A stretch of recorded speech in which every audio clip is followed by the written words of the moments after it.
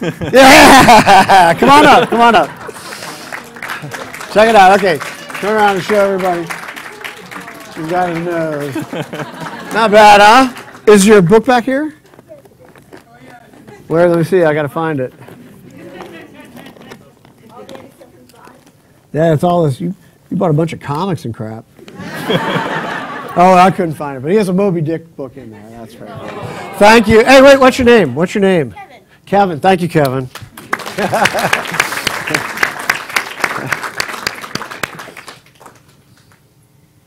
All right, now we're just going to sit quietly and awkwardly. We're just going to stare at everybody. Official fill. So they yell at us if we let you start early because people online don't want to miss out. Well, so, this is streaming live. If you have a device that beeps or plays music or makes any other annoying noise, please shut it off now or turn it to stun. You don't want to hear it. Earlier we did that. The panelists all reach in their pockets and yeah, I guess I better do that, huh? That wasn't a hint. All right, yes. But you know, of course. So if you need to get, this room's completely full. So if you leave, you're not going to get back in. Just exit quietly up the aisle. Don't bang into the camera. That'd be great. And all right. So if you're just joining us streaming live, you missed the live phone bone that came up. I'm sorry. It was awesome. It was awesome. You guys want to test the mics? Yeah, I don't think. Yeah, I didn't. Oh wait, now they're on. Oh, Yes. now they're Okay. on. All right. It's close enough. Okay. All right, And then the interrogation begins I'm gonna get a tan here. All right. So should we just start? Go. Okay. All right. Well, I guess Jeff just did the introduction. So I'm Kazu Kibuishi, creator of Amulet, and this is my hero, Jeff. You know. So yeah, it's a bit surreal. I actually I got to talk to Stan right here yesterday, and you and Stan are amongst like my big comic book heroes. So it's just kind of surreal, you know, to be cool. The moderator. I also don't moderate panels, so I had no idea what I was doing last time. So Right. I think I'm going to get better. You've done it once, right? I did it once. So you're good. I'm a pro. Yeah, no problem. Yeah. Yeah, but Jeff and I have actually known each other quite a while now. Yeah, since I've come into comics for about 8, 9 years. About 10 years. Yeah, wow. yeah. You're old. You're kind of an old guy now. I was like a baby coming in. Yeah. Jeff's work was like a beacon of hope for a lot of us storytellers. I used to think that I would have to just learn to crosshatch everything really, really well and draw lots of muscles and just work on my anatomy, which is what everyone constantly told me. They said, "Go work on your anatomy." I didn't do any figure drawing. Oh, I saw bone. Not to say that your anatomy was poorly drawn. But I looked at it and I was like, but this is great. These are great comics, and they don't require any of those things. You know, right, this is just great right. storytelling. This is somebody who is writing literature in comics form. Wow. You know, and I wanted to follow in your footsteps, and so a lot of us when we put together Flight, we actually saw you as the guy on the boat. That was like my image of Jeff. Just because, you know, when you think of cartoonists, you don't think of like actually like athletic dudes and stuff. You know, when I met you, I was like, hey, Jeff's like a normal guy. You know, and I imagine him like just. Well, like back then it really was like. It was really the Simpsons comic book guy was everybody. There were no women in comics. There was a handful of women who made comics. And just a couple of girlfriends, but but we were like these skinny kids coming out of college, you know, like totally malnourished. We didn't sleep, and you know, Jeff was our big hero, and we felt he was like one of the few guys who was out there just rowing this one boat out in the sea by himself, and he saw us in our little boat come in, and it was like he was telling us, "Oh, finally." Finally, like another. Well, I met Kazu and those guys. They'd already done like the first Flight. The first Flight anthology, and I did have that feeling. I was like, wow, here's a bunch of young, really talented cartoonists who don't feel hemmed in by because back in the early '90s, you either had to do superheroes, or you had to do autobiography comics. You know what I mean? Like earmuffs, kids. You had to draw comics about guys that were like, you know, by themselves. Okay, let's just put it that way. and I really thought that was confining. And all I wanted to do was just do like newspaper strips, like Dick Tracy or Pogo or Peanuts or something like that. And I didn't think it was that radical. I didn't realize it was radical until I started doing it and everybody told me it was radical. I thought it was obvious. Yeah. Well, you started an animation studio, Character Builders, right, in Ohio. So you were actually coming from animation into comics. And I had that in common with you as well. You were into video games, I think. No, I was actually I was developing a film at Disney. Oh, you were? Yeah. Oh, I didn't know that. Oh, yeah. Yeah, I was directing and writing, you know, films. I did not know that. Oh, you didn't know this? No. But I thought that's why you asked me to do the Bone movie. No. Yeah, but yeah, that's why we were. I thought that's why we were working together. But no, I just thought you were really talented and could figure anything out. Well, thanks, Jeff. No, that was I came from animation and I couldn't get my film made, and I was 22 at the time, and I was like working with. There's a lot of money involved. And a lot of you don't really get your movie made at 22. Yeah, no, you don't. Too often. So, but it was fine. I understood why that happened, and I saw the work you were doing. I had followed your work since I was in high school. So from when you were doing Character Builders, almost like just as you were coming out of it, and then you started doing Bone, and Bone was hitting. I feel like Bone had two giant waves of success. First, as an independent comic in the era of like the Xerox comic, it was almost like a mini comic. Yeah, that, it was definitely an underground. Yeah, comic that found great success, like Teenage Mutant Ninja Turtles, Usagi Yojimbo, and it was a great time for indie comics, it seemed. And then it was really neat to see that second wave when kids found it through Scholastic. Yeah. That was crazy. Yeah. So can you tell us a little bit about how you felt about transitioning from one really like very small like this little microcosm of an industry that just the indie comic scene out to becoming something so mainstream? Well, it was a strange thing. It happened kind of gradually, although kind of fast, but I didn't really notice it. I originally wrote Bone for people my age, people that are in college or in their late 20s. But I was using the language of a Donald Duck comic. I thought there's got to be cartoon heads out here that read the Comics Journal or just love Bugs Bunny cartoons and will get that I'm doing a comic for them, but I'm drawing it like a Disney comic or a Gold Key Dell comic, if you know what I'm referring to. And somehow it took me so long to do Bone that at some point the guys who would come and get their comic book signed every year in San Diego or at other comic book shows started bringing their girlfriends, who were then their wives, and then bringing their kids. So after 12 years, they're bringing their kids in with them, and we're reading Bone to their kids. And somewhere along the way, my kind of faux Carl Barks kids comic became a real kids comic. So I didn't really notice it happening. It just kind of took off until the day Scholastic, the president of Scholastic, called and asked for my wife, Vijaya, who's my business partner, who licenses Bone and takes care of all the printing and publishing. She got on the phone with the president of Scholastic and was on the phone for like 45 minutes. And Kathleen and Tom, who were at the Cartoon Books booth, if you've been there today, you saw them. The three of us were all like at her office door listening as she talked to the president of Scholastic. And Vijaya finally came out and said, we need to listen to these guys because they get it. They want to launch this new imprint for kids' graphic novels. And they didn't want to make it like weird. Like we'd been talked to by a couple of different companies, like Random House, I remember for sure. And they wanted to make it graphic novels, but they wanted to make it like, I don't know, like a novelty line, like almost like it was a pop-up book or something. Whereas Scholastic was like, we're just going to treat this like a kid's comic. This is just going to go on the shelf next to Harry Potter. It's not going to be, oh, this is a comic book. This is a real book. And that's what we were waiting for somebody to say.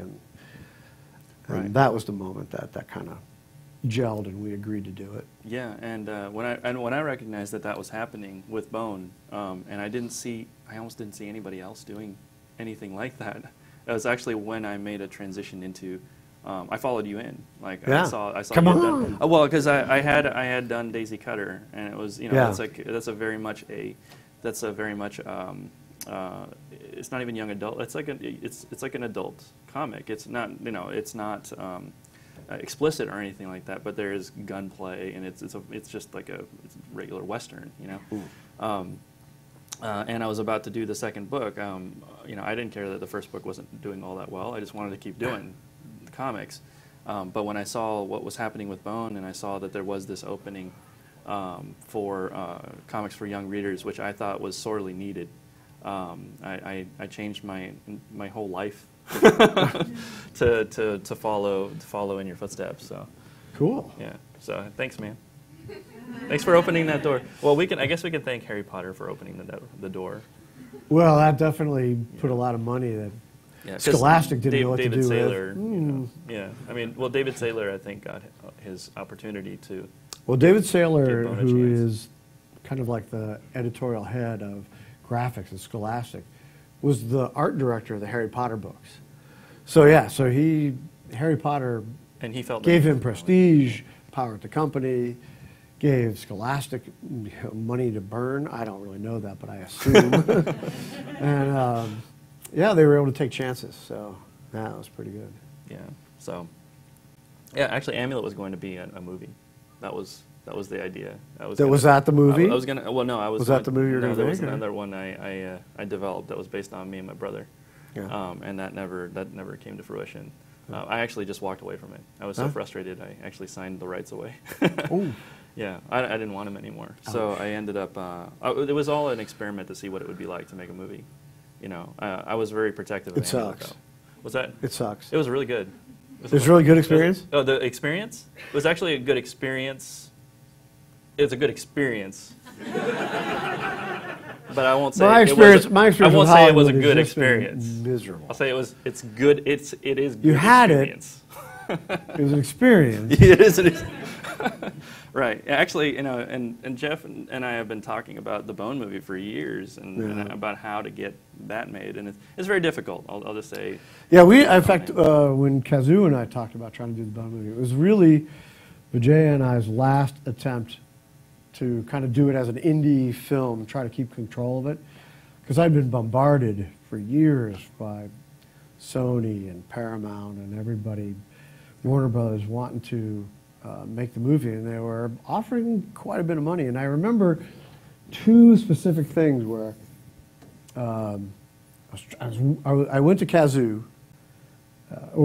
somehow we started talking about it. We thought, well, we'll try to gather up the people between us. We probably know enough people that we could put together an indie animation studio and do Bone the right way, hand drawn and all that.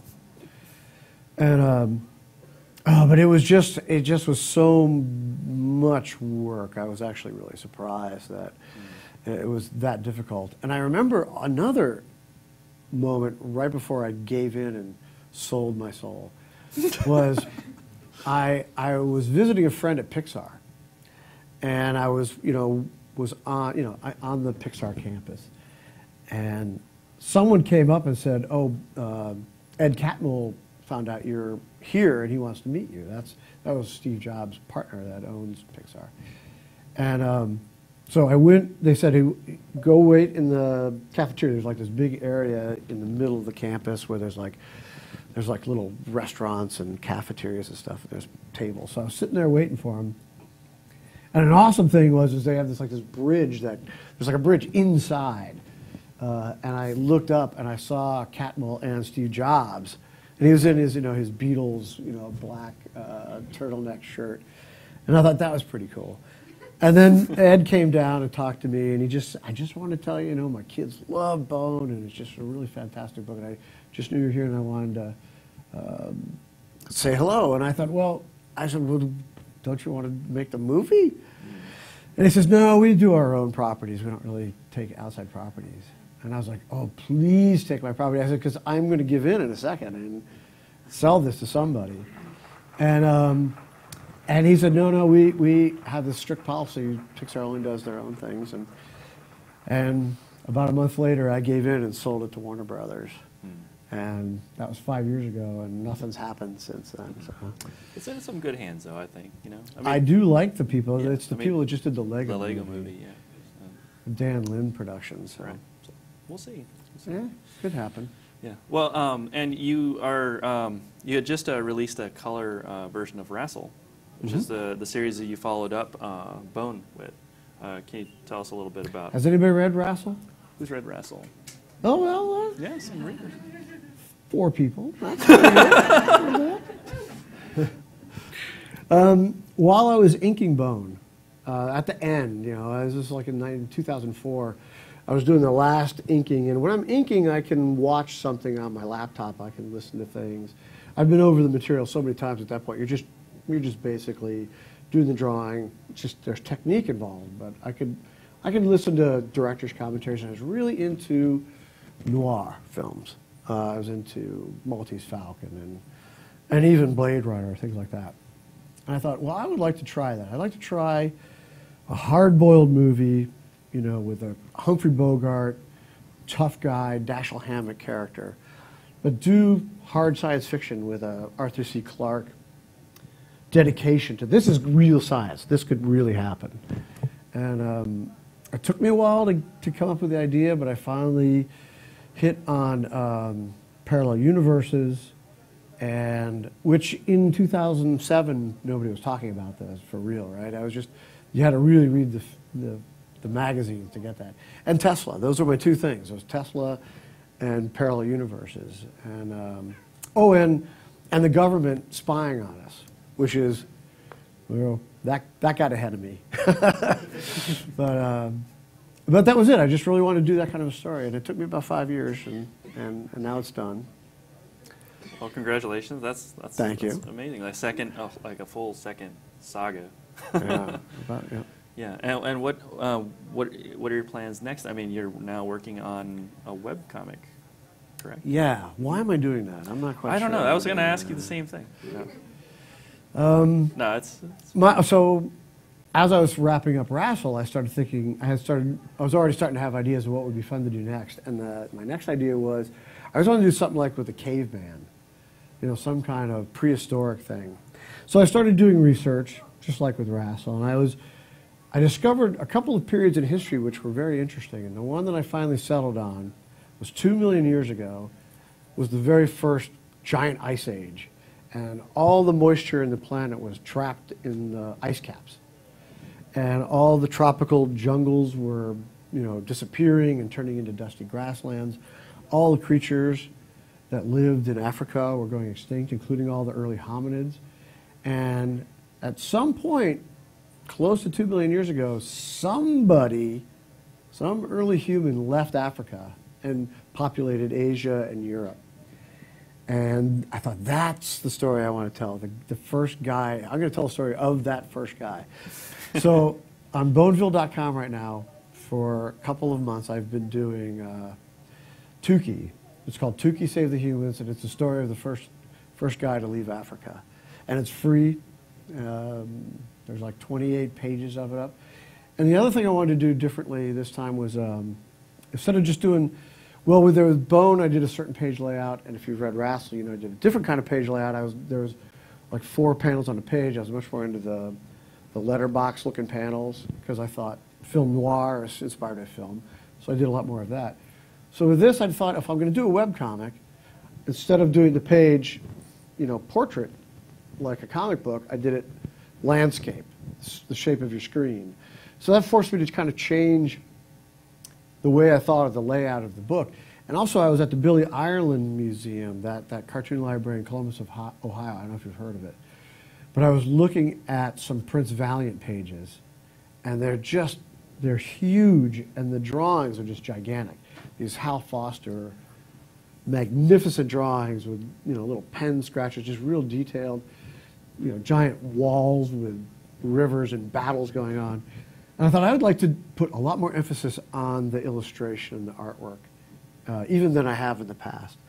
So I changed my, you know, I did the landscape layout. I changed how I approached the panel syntax, panel to panel transition in the page, and put a lot more emphasis on the drawings and the illustrative style. Excuse me. Sorry at home.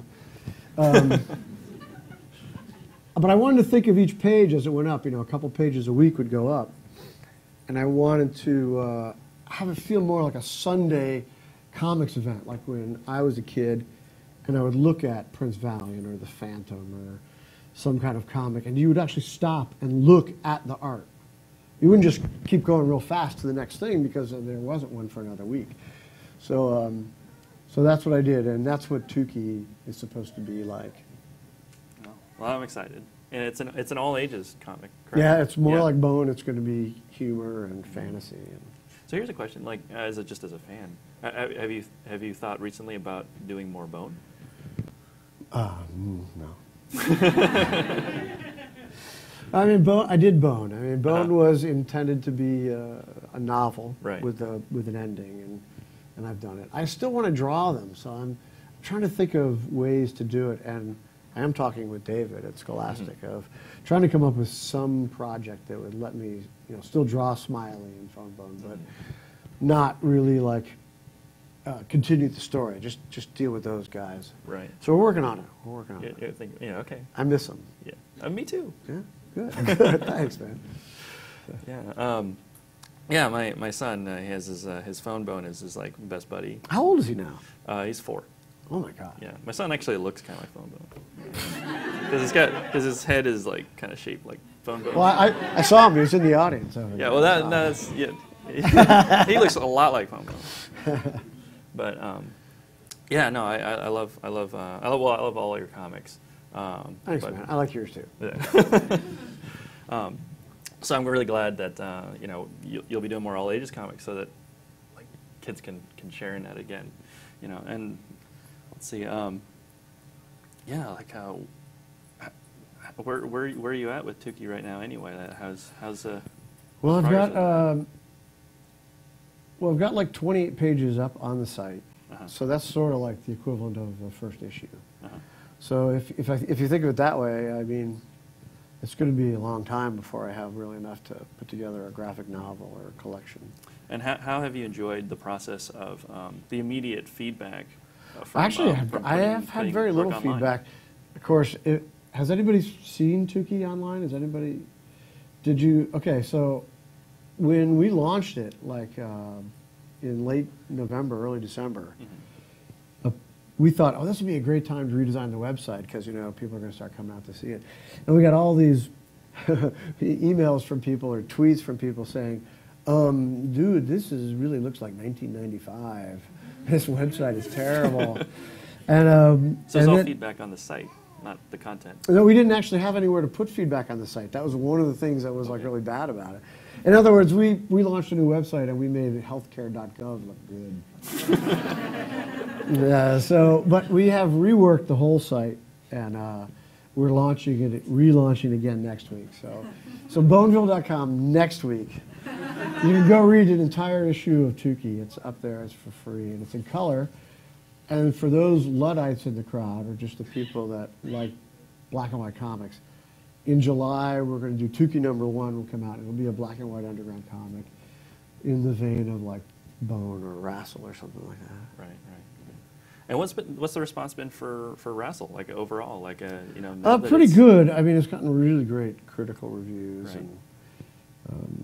And you went with a large format too for a lot of a couple times, yeah. And what was and that was the first small collections. I went for that European album size because I just thought it'd be fun as an adult to have a comic be proportional to like when we were kids, and the comic was like our entire on my shelf it's vision. Like this big.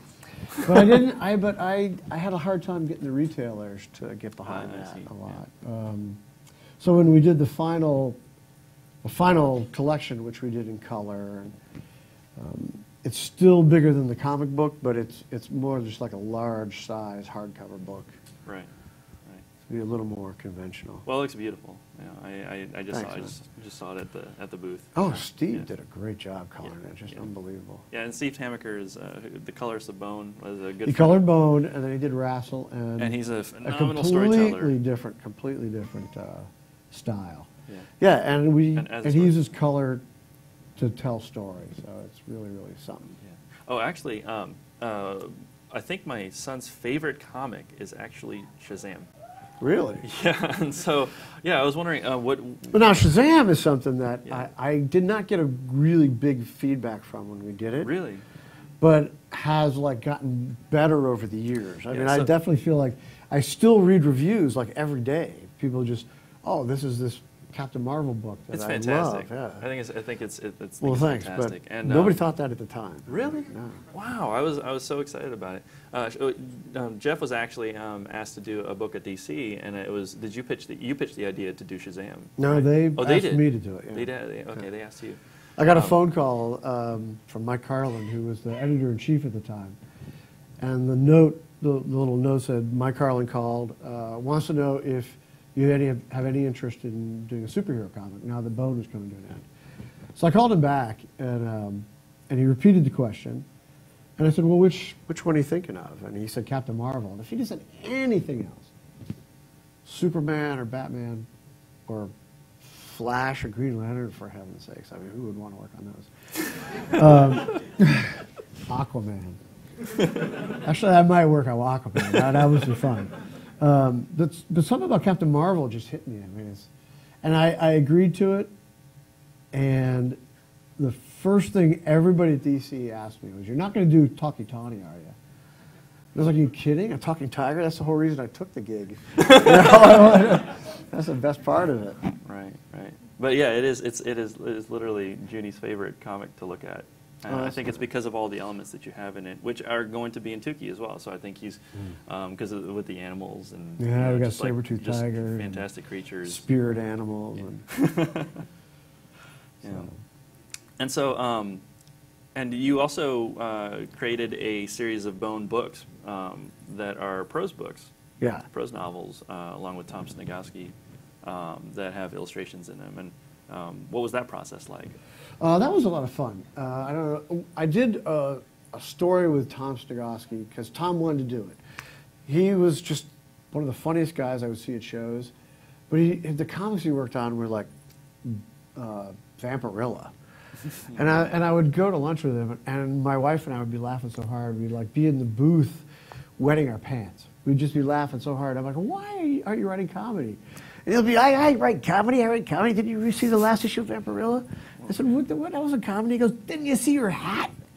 Her hat was funny. So I said, well, let's do a real comedy story together. And we did Tall Tales, which was the Big Johnson Bone stories. And we had a lot of fun, and they were really ridiculous. And having story meetings with this guy was great. Everybody knew in the whole Cartoon Books office, which isn't very big. It's like an old house in this part of town where we live. With Vijaya and Tom and Kathleen. There's just four of us. And they all knew when I was having a story meeting with Tom because I'd be upstairs in my office laughing so hard I was practically crying. So I enjoyed it. And then Tom wanted to do prose books. And I didn't particularly have any desire to do prose books. He wanted to write them and I would illustrate them. I didn't want to do it. But Scholastic was kind of getting towards the end of reprinting all the Bone books, and they wanted more Bone books. And I thought, well, I don't want to do any more Bone books.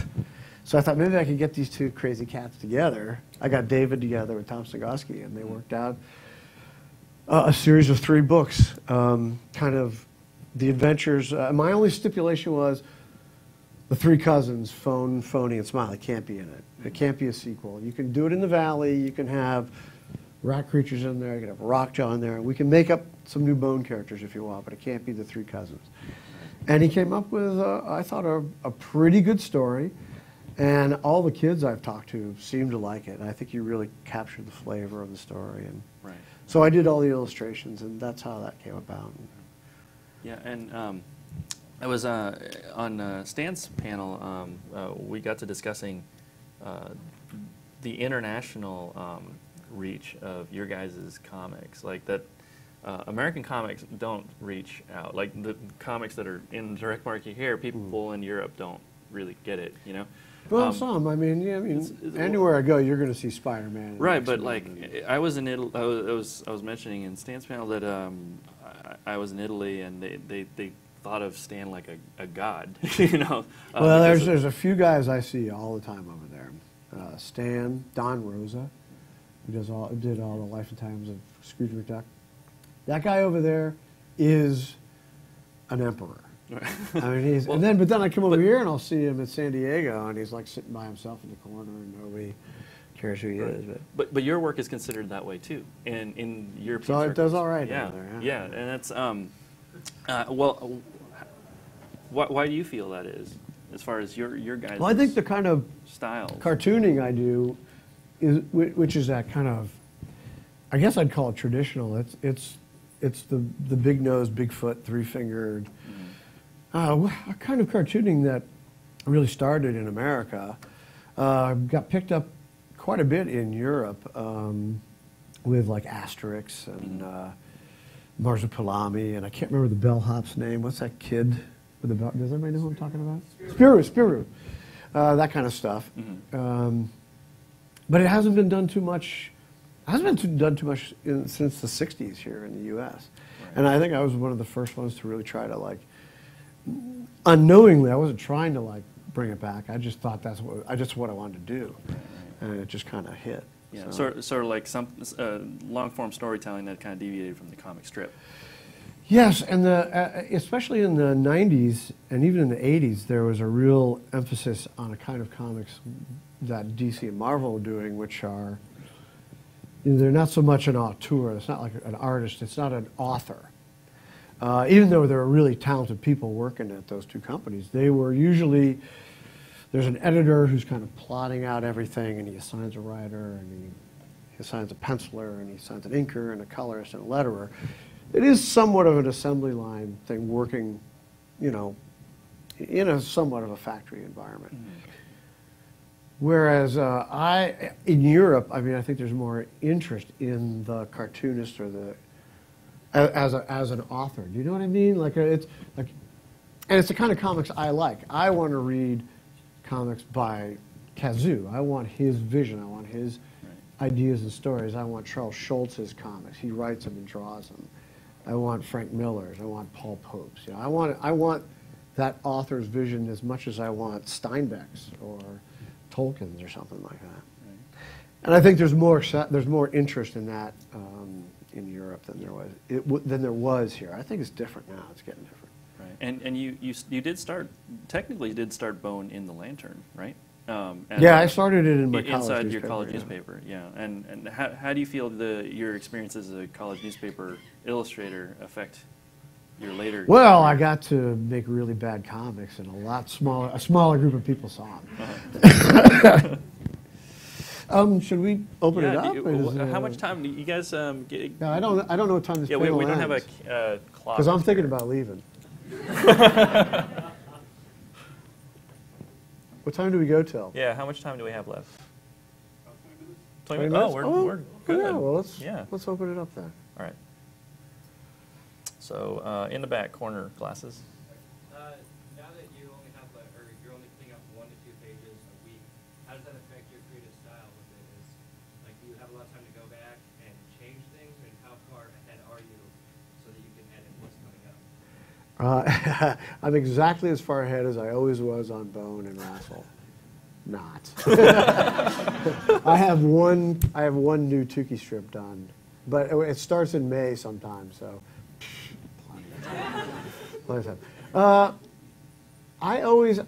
It's strange. I keep thinking I can slow down my schedule.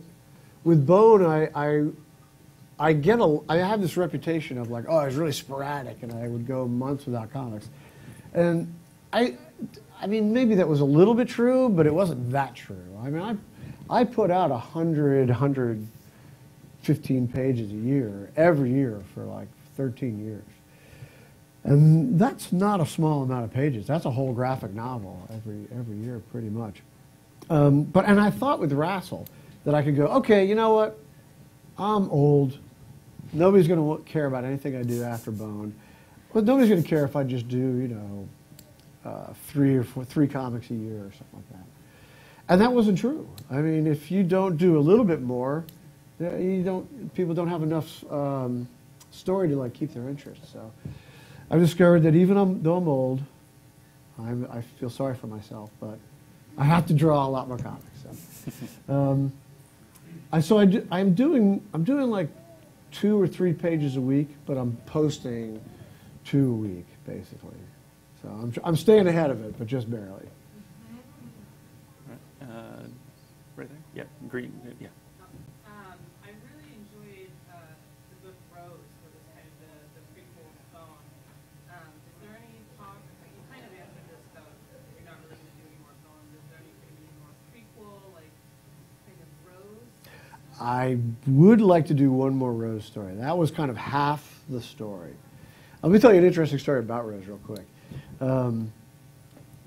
Charles Vess, a very good friend of mine, very famous fantasy painter. Has worked with Neil Gaiman and Charles Lint. And he and I went on this trilogy tour together in the late 90s. And he came to Ohio, and I took him through Old Man's Cave, which is a state park where I based the landscape that is in Bone. And I walked through, and there's some really neat places in the park where there's like really noticeable, I don't know what to call them, like parts of the landscape that stand out, that really pop. Bridges, there's a thing called the Devil's Bathtub, there's Old Man's Cave, of course. And as we were going through, I would point out and I'd say, now Charles, in my head, when Grandma Ben was like 16, she was brought here, and this is where the warriors and the guards of the palace received their training from the dragons. In other words, like that the dragons had this dreaming power that at some point they turned over to the humans, and you would come to this spot in Old Man's Cave to get your training and take over this dreaming power. And as I was going through, I was saying, that's where this happened, that's where Grandma met this when she was young. And all of a sudden he just stops me. And I was just telling this because this is my backstory for Grandma Ben. It was Rose's story. I didn't ever plan on writing it or drawing it. And Charles just stopped me and he says, I want to paint that. I want to paint this story. And I mean, if Charles Vess wants to paint the story, we're going to do it.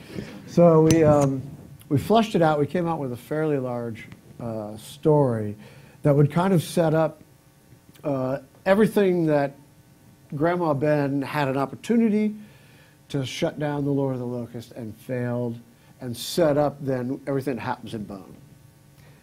And we did about half of it. We just did like the first half of it. And it was just the part that kind of where Sister Briar is kind of devoured by the Lord of the Locusts, taken over. We got to that part. And at the end of the story, you've obviously read Rose, something kind of dark happens. Well, I'll just tell you, because I can't tell the story without spoiling it, so I'm going to spoil it, I don't care. At the end, Rose, the young Princess Rose, has 2 Great Danes. And she has allowed the Lord of the Locusts, or a bad dragon, to escape. And the dragon makes a deal with her. He'll tell her how to recapture this rogue dragon. But the balance of the dreaming is very delicate, and in order to get this rogue dragon back, if you defeat it, you're going to have to kill the first living creature you see. And the first living creature she sees is her sister. And she just can't bear to do the deed. So she kills one of the dogs instead, sort of makes like a bargain, hoping that the sacrifice of one of her dogs will satisfy the powers that be. And of course it doesn't. And that's why when Phonebone and his cousins enter the valley, the situation is still bad. Well, as I was getting to that part of the story, I was sending script pages to Charles, and I think I was traveling somewhere. I think I was like in Singapore or somewhere in the airport, and I found the business center, and I drew up like the last 10 pages of the book, and I faxed them to Charles, and he called me. He says, "What the hell is this?" And I had chickened out. I could not bear to have Rose kill her dog. So I had the dog offer to sacrifice itself. And so the dog sacrificed itself, and that kind of seemed better, you know, it seemed less painful. Well, Charles called me up and he says, "What the heck's that?" And I said, "Well, you know, it was pretty dark. I couldn't really do that." He says, "You will put it back right now. I want you to draw it right now and send it to me. You will put it back and she will kill the dog." And I was like, okay. So I did put it back, and I do think it was the correct thing. It is how Grandma Ben fails, and why she doesn't trust the dragon. I mean, it really is correct, and it sets up all of Bone. But I almost didn't have the guts to do it. But there is another half to that, the Rose story, and someday I'll talk Charles into it. I'll have to buy him an expensive bottle of whiskey or something. Yeah. What inspired you to do Bone? You know, when I was a kid, I loved comics, and I always wanted to make up my own character. I was a big fan of Peanuts and Pogo, which you probably don't remember, but he was like a possum, just like that, with a big nose and 3 fingers. I love Snoopy. And so I made a Phone Bone who kind of looked like all those characters. He looked like Mickey Mouse and Snoopy and Pogo. Except I was only a kid, and I didn't realize that all these other characters had one thing in common. They were animals, and they had noses and ears and tails. And I forgot that part. So I drew the same kind of like character, but I forgot to put ears on him and a tail, so he was just like this blob. And he kind of looked like a cartoon bone, like Pluto would chew on. So that's why I just called him Bones. Because it was too late. I couldn't put a tail on him after a while. Actually, I have a question for both of you. When you're writing conceiving your ideas, do you guys write scripts, or do you have like storyboards with notes? That's a good question. Yeah. Answer it. I don't script, actually. I actually have formal training as a screenwriter. I actually did. I mean, he knows that I write scripts. I actually wrote a treatment for Bone, which he seemed to like. It sucked. Yeah, it was not good. It's terrible. It's terrible. But I actually I thought I was going to be a screenwriter coming out of college, so I did do a lot of screenplays. But I felt like I liked the immediacy of performance, the performance of the moment, like when I draw it. So I have story elements that I know I'm going to put myself into. I have a shape. I have like a cradle for the story. And I go there, into that space, with the characters, and I know them well enough. If I know them well enough, I know that we can all get through the scene. So it's like we're going in as a team. You and the characters. Yeah, and I just go there, and we're all performing. And in that moment, like whatever I'm feeling in that moment. So sometimes, like if something really emotional is happening in my life, it's actually a good thing. Like if something, you know, like even difficult or great is happening, it will find its way in. So in that moment, all the mixture of it's like a theatrical performance. I end up just living it, and if something good happens, then I keep it, and then it's usually kind of dead if like I didn't go into it with the right mindset, and then I go just play basketball or something, and then come back. So that's a really good description. I can't top that. What's that? No, I like that. Your The concept that you and the characters are all going into this together. I love that. That's perfect. Yeah. Well, I mean, that's perfect. Well, Bone is like actually Bone feels a lot like the way I played as a kid, because I had these dolls and we would just pretend to be on this boat, and I feel like my job is to kind of channel that that feeling that I used to have. You know, when I watch Muppet Babies, I think they get that pretty well. You know, because you're there with these characters. They don't look like they exist in our world and don't belong here. You know, but you kind of feel that way yourself. You know, right. That's a good point. You know, and so you're like on the boat with these characters, and that's the adventure. And if you're not doing it honestly, and it doesn't feel like it, you know, if you're not like present in that moment, then people are going to sense it when they read it.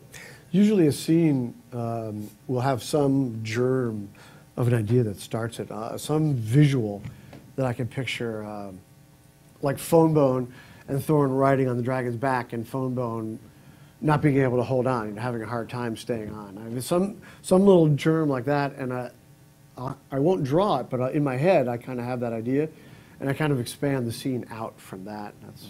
That's one thing that usually happens. But then I start writing, and I'll just get a piece of like Xerox copy paper or something, and I just real real quick, I'll kind of picture what I think the scene is and how many panels I think are on the page.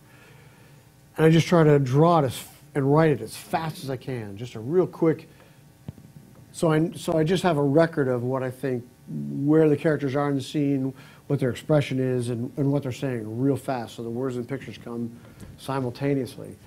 And then, once I'm happy with that, I will take that little piece of Xerox paper, blow it up on a copier, 145% or whatever it needs to be, and put it on a light box and trace it onto my big board. So then I have the very energetic, rough drawing that just popped out as fast as I could do it. And I just trace it exact, verbatim. I don't try to improve on it, I just draw it. And it's just larger now, but it's in blue pencil. And then I can go back and I can look at it, and a lot of that energy in that crazy fast free doodle is still there. And I just have to like kind of shape that doodle to like fit, the model. Yeah, I'm kind of the same way. It's like corralling energy, like bits of it. Actually, Amulet was initially inked. I actually used to. I did the first sequence. I had penciled it. You know the opening sequence with the car accident. Mm-hmm. I penciled it, and it was working. I liked it. I inked it, scanned it in, and I started coloring it, and it was kind of dead to me. So I went back and I just penciled it again. And what do you mean? Did you trace it? Yeah, I just went over my inks with pencil, and I actually went back and I wanted it to have that immediacy of pencil. Huh. And so that ended up becoming the aesthetic. And so I actually don't ink on Amulet. I just use the scanner to up the what contrast. do you think stopped it? What do you think was slowing it down visually? The sense of movement was lacking. Do you think that the black line was like boxing it in somehow? Well, if you looked at the thumbnails, there was just like this palpable energy that I didn't think I was getting as much with my ink work. Because it was very precise. Here's an interesting thing, or you might think it's interesting. As I'm working on the comics, as I'm writing them, I build them all up. I don't draw one page and finish it. I get all 22, 24 pages going, and I'll get all the lettering on them, I'll get all the boxes on them, and I'll get all the pencils on them. Excuse me. I'm definitely getting the con crud. The whole thing kind of builds up, and I'm constantly like scanning sequences, and reading them, in my head and going back and forth. And I've noticed that sequences that appear to work, especially action sequences, Phone Bone and Thorn being chased through the woods and they're falling down a hill or something, that seem to work really well in pencil. As soon as I start inking them, they start slowing down and the pacing gets all messed up. And the reason I think that is because once you start inking it, there's something more solid there and something more for your eye to look at. Or if you've put in too much detail in the background, there's information for your eye to slow down on and look at. So it's a constant editing process of as these pages are slowly coming to life. I'm constantly scanning them and having to make adjustments because as you build them and complete them, the pacing changes as you add inks or add words and things like that. Sometimes it goes too fast, and you just slow it down, so I'll add a word balloon or something like that. But I guess the important thing I'm looking for is I have a certain amount of time that I want you, the reader, to spend on each panel. I'm trying and attempting to control time. I'm trying to control how fast you go through the comic. And I've gotten pretty good at it over the last 25 years, but it used to really be difficult and a complex, difficult thing for me to understand in the early days. But yeah, I've been trying to slow the readers down a little bit because I used to just. I want to speed them up. You want to speed them up? Oh, okay. I want to get them out. Yeah, no, I mean, I want them to relax inside of the book a little bit more sometimes because my stuff is really kinetic, so it just moves. Sometimes like just pushes them right out of the book. Yeah. It's like this super fast ride. So yeah, I've actually been trying to layer in more information. Yeah, I know. I'll do. Oh my goodness. Pardon me. Yeah, I mean, it takes like 2 months to draw a 20-page comic book, and somebody will read it in like 7 minutes. Yeah, but But that's what you want them to do. I want them to do that. Right, but at the same time, that's what's great about comics is that you can read it quickly, and if it's a powerful idea, it stays with you for a long time. And I feel like Bone sticks with you for a long time. And so I always think what I do is I don't draw and write to fill somebody's time. It's to write and draw for the memory. Yeah, not to fill their time, but to control the experience, the reading experience, to get them going. I don't want somebody to spend more time on a panel than I want them to. I want them to think that it's happening now, and they've got to jump. There's a panel-to-panel syntax happening where the character's in this position here and he's in this position here. If he hasn't moved very much, you're going to feel a gentle sense of time. But if he's moved a lot, you know that it took some energy to get that far, and I think that's the kind of thing we're talking about. We probably have time for just a couple more questions. All right, let's go ahead. You want to choose? Oh, me choose? Yeah, okay, I'm going to choose that kid right there. Yes, you. You said you wanted to do something else with the bones, but not a sequel. So, what kind of thing do you think? Maybe like just like a little storybook. Maybe just I'll tell you what I'm thinking. I think about just doing a little story about Phone Bone, and he's having a dream that he can fly, and just tell a little story about that, and that's all. What do you think? All right? And then somebody shoots him down. Yeah. You said you sold off the rights to the movie rights to Warner. Do you feel like you have any artistic control? Do you have any artistic control over the content that they include in the movie in the future? I don't have a lot. I mean, Style animation? no. I actually really like the people that I'm working with at the production company, and I really like the guy that's the director that's attached is P.J. Hogan, who did a Peter Pan movie live action a few years ago and Muriel's Wedding. And if they ever get a green light, they'll probably call me and we'll all get together. But I don't think my advice, I think I'm just one of the people throwing in advice. I don't really feel like I have major control over it all. Yeah, keep your fingers crossed. It could still happen. I mean, like I said, they just did the Lego movie, and so now everybody in Hollywood thinks they're great, so they can do anything they want right now. So hopefully they'll be able to pull something off. Okay, looks like maybe one. No, we're done. Okay, one more question. One more question. Here we go. So go ahead. No, you pick something. What, me? Yeah. Me? I see a lot of fingers I pointed see this Doctor way. Who over here. Yeah. Doctor. What would the second rose be about? Rose. I can't tell you. I mean, it would be. I can't tell you. It would be about. I'll just say this. It would be about. He wants to tell you. It would be a little more complicated story about Lucius's relationship with the two sisters. That's all I can say. And there might be some babies involved. Nice. All right. Well, I think that's it. Yeah? Yeah, Are we we got done? the- All right. Well, okay, thank you well- very much. Thanks, you guys. Coming. Thanks, Jeff.